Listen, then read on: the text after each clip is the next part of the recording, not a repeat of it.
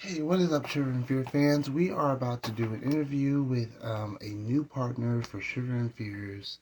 Um, he is new to the team.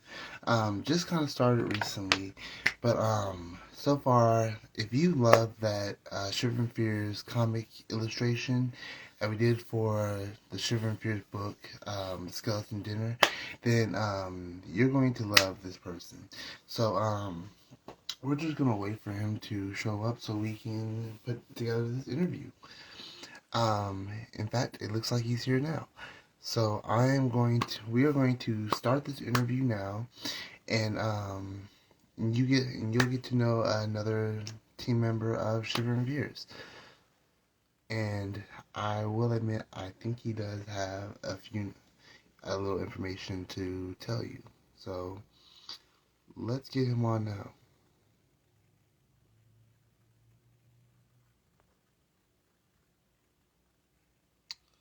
Let's see.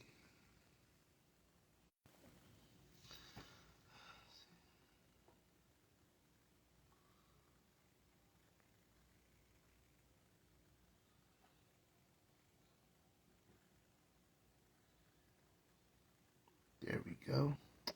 All right, so as of now, let's welcome our illustrator, Connor.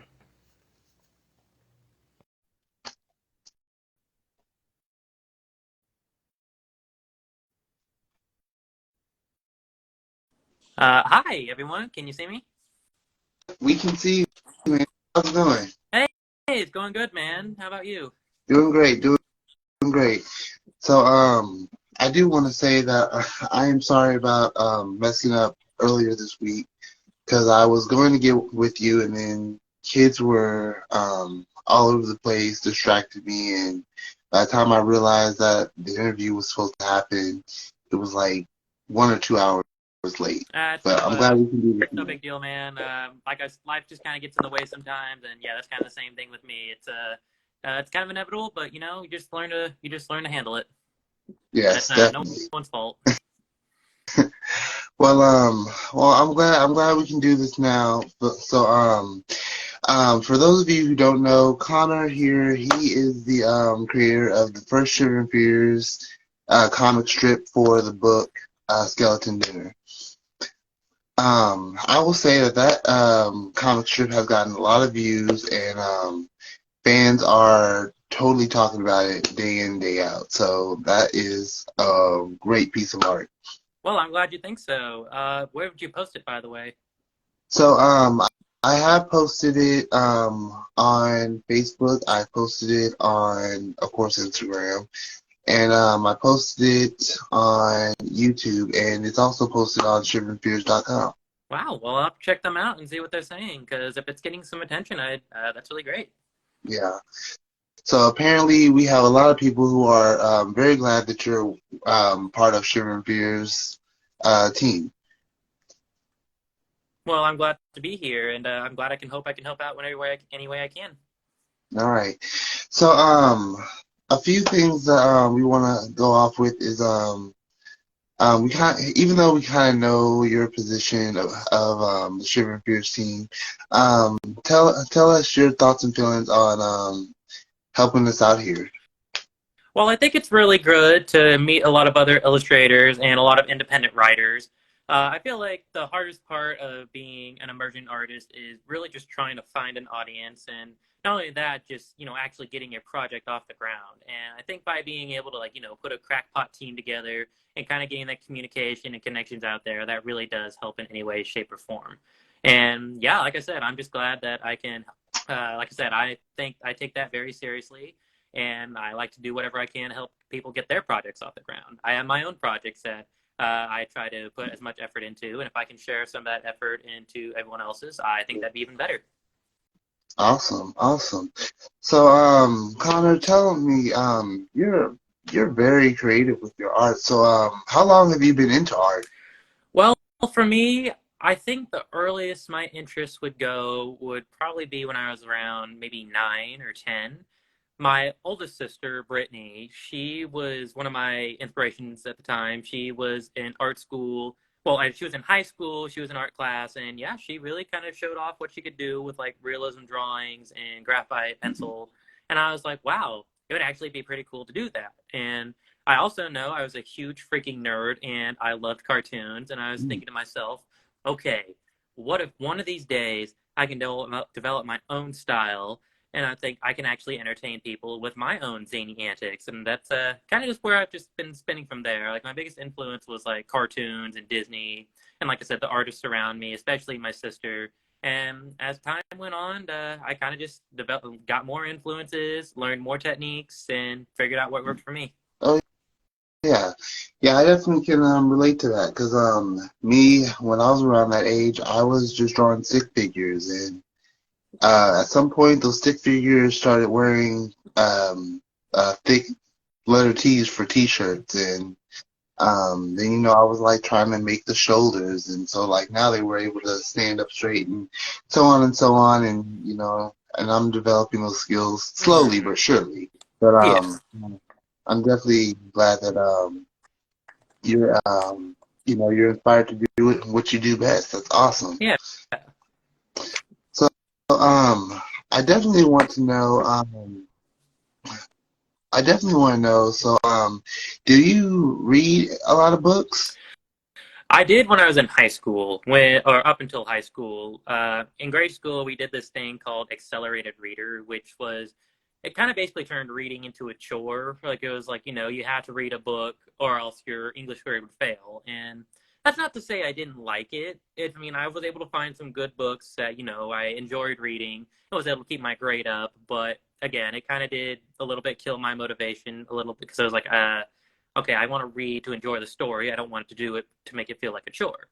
And said I wasn't against it. I had no problems with it. But as of now that I'm an adult and I'm actually kind of broadening my horizons, yeah, I started trying to read more. Last year, I made it a goal to read at least one book a month, and I read about 10, which honestly is pretty good. And now I'm kind of trying to do that again. And so, yeah, I try to read as much as I can. I definitely think it's very important to broaden your horizons. Definitely, definitely. So out of all the books that you've read, which genre inspires you the most, or which Let's genre do you see. like? Well, recently I've been a big fan of slice of life stories, graphic novels, and mysteries. Especially like right now, I'm reading books by James Patterson, who's one of my favorite authors, and he does a really great job with mystery.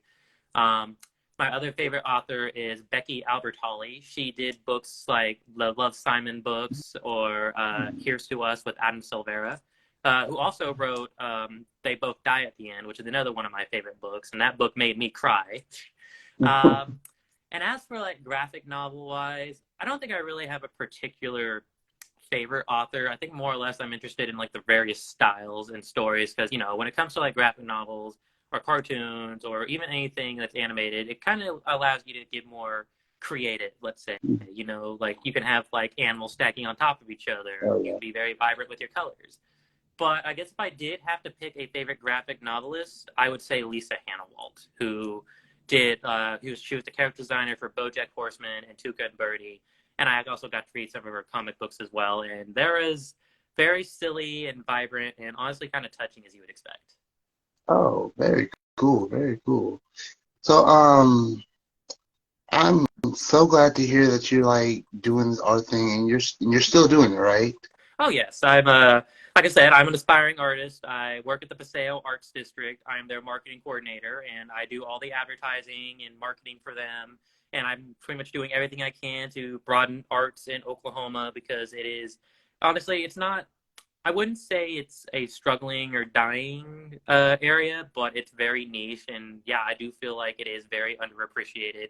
And I would like to do whatever I can, broaden the people's horizon and extend that outreach. And other than that, I also do comics and cartoons. Like right now, I do a web comic called Mesmers of Madness, which you can find on Webtoon, and it does kind of combine all my influences and interest into that comic.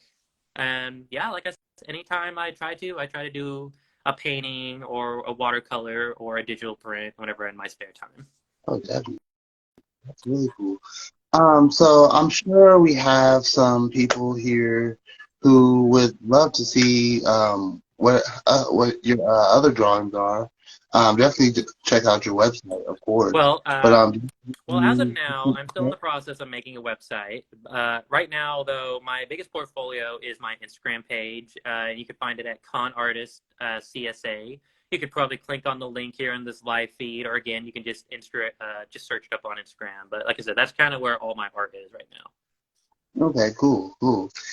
Do you have any art to show us on this live feed? I would try to, but I wasn't able to figure out how to get it to show from this feed. So yeah, like I said, if you wanted to see anything, I would recommend just Googling it or searching it on Instagram. It's not hard. Okay, okay, well, Yeah, it's an easy definitely, find. definitely, definitely. So, what besides art, drawing and helping Shiver and Fears, what else do you do? Hobbies and work and all that stuff. Well, whenever um, let's see, I kind of have a lot. Well, whenever I'm not making art, I like to go on a run. Like I like playing sports. Like right now, I'm on a dodgeball team in Oklahoma City. That's kind of like a community thing. Like I said, I try to do some road runs here and there. I've signed up for the Memorial 5K and a mud run. I like to fish for sure. I like fishing better than hunting because it's easier to clean and a lot more relaxing and not as time consuming. Yeah. And I consider myself a gourmand, a self-proclaimed gourmand. I really like to cook from scratch. Oh wow. Okay. Okay, definitely. So yeah, you definitely sound athletic. You definitely sound athletic. I mean, especially with the fishing and mud ball and stuff. Yeah. Wow. And I really just like getting outside in general. Like if, like I said, if I can go play a sport, go on a run, go on a hike, go fishing. I try to make sure that, I'm pretty much a well-balanced person, not spending too much time inside or out. Okay, definitely, definitely. Well, I do want to let you know that Shiver and Fears definitely does more than write books and stories and stuff. We definitely try to engage to our audience with their drawings as well. So that's why we have the Shiver and Fears art gallery, and and we do different contests and events that kids just always are asking for. So. I always have a fan come up to me and say, "Hey, when's the next contest?" Or what is the next contest? Where can I find all this information? So at times I just have to, make my fans happy and just come up with a random contest. Mm-hmm. In fact, I do want to introduce to fans today that Shiver and Fears has just created a secret coding method. So right now we have fans who are trying to figure out how to solve these secret messages that we're laying out on websites and YouTube, and they send out a secret message. It's like a decoder ring, but it's Shiver and Fears edition. So Oh, that's pretty cool. hopefully, Cool. hopefully we get some fans who are definitely getting into that. But another question we want to ask is what is your goal for the future? What do you plan to do with all this art and stuff? Well, I think for me, nothing would make me happier if I can turn being an illustrator into a full-time job.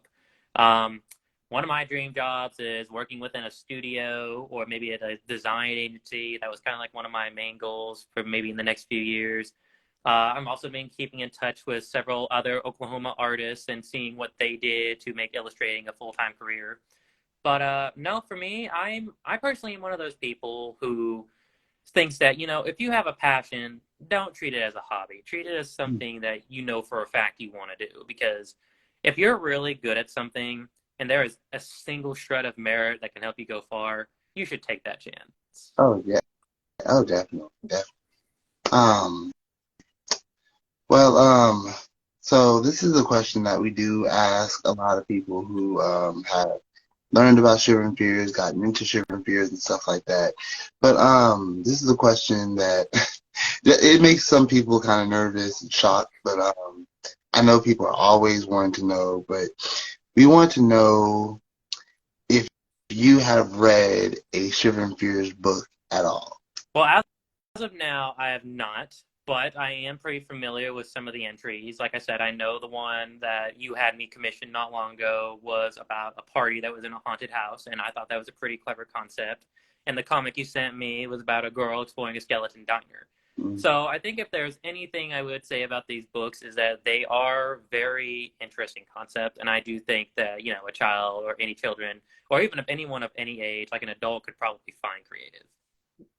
Okay, awesome. Awesome. Yeah, definitely. So, I do want to give a shout out to some very interesting people. So, because of the fact that a business called Animated Ecclesiastics, they are making Shiver and Fear pillows. These Shiver and Fear pillows have the monster of the year, which is Vicious Clown. Vicious Clown is I think number two of our monsters, and they are selling that and making money off of it. And so do want to encourage I do want to encourage illustrators to keep drawing, because like I said, we collect art in many different forms. And another business called I forgot that business. Hold on, let me see. I always forget that business. Elevated Growth, yes, Elevated Growth. Elevated Growth is another business that we that I've kind of teamed up with, where they make Shiver and Fear pins. In fact, there are about 10 super fans who not only know how to decode messages from Shiver and Fears, but also have one of those pins in their honor. So, congratulations, super fans, for winning those pins, and just keep watching Shiver and Fears. But as for you, Connor, is there anything else you want to mention or talk about in this interview?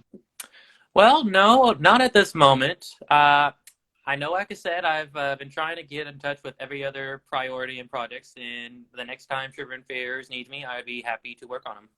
All right, definitely.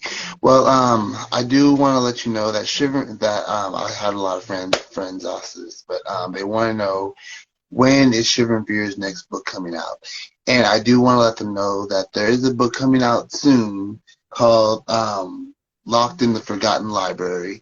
And it is about a girl who ends up in different genres of stories because she got trapped in a book.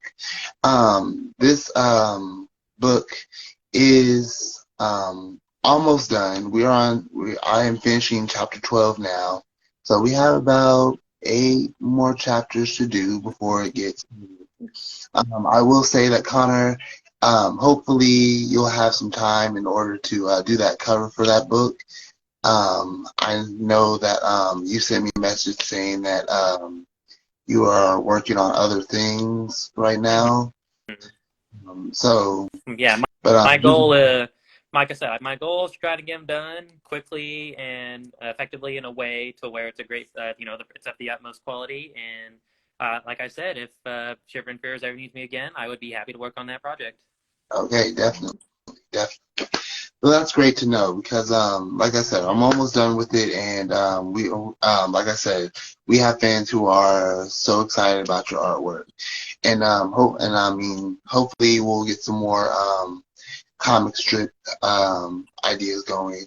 But as for you fans, if there is a Shiver and Fears book that you want to see a comic strip of, let us know in the comments, and me and Connor, we will be sending in that book hopefully in the spring, because like I said, it's almost done.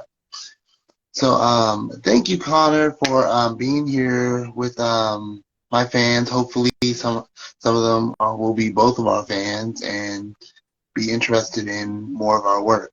Well, thank you so much for having me, AJ, and I look forward to the future. All right, definitely. Have a great day. Hey, you too. Bye bye. Bye. All right, guys. So do want to let you guys know that about this book. As for a few future events coming up, we don't really have any coming up. But for those of you who do want to know about the code, there is a special video on YouTube or there's a special video on YouTube that you can catch the how to solve the secret code, and if you can solve that one on on the video, then that means you can solve the code that is presented on the Shiver and Fears website. If you're any confused about how to solve the code or anything, just message me. You can always contact Shiver and Fears at shiverandfears@gmail.com. As for now, if you have any questions about Shiver and Fears, we are working on a Q&A column for the website. We have a lot of fans who wish to know more about Shiver and Fears and don't know quite enough. So definitely, if you have any questions, comments, then contact us because, we're here. As for now, this is AJ Hard saying, hey, chill out.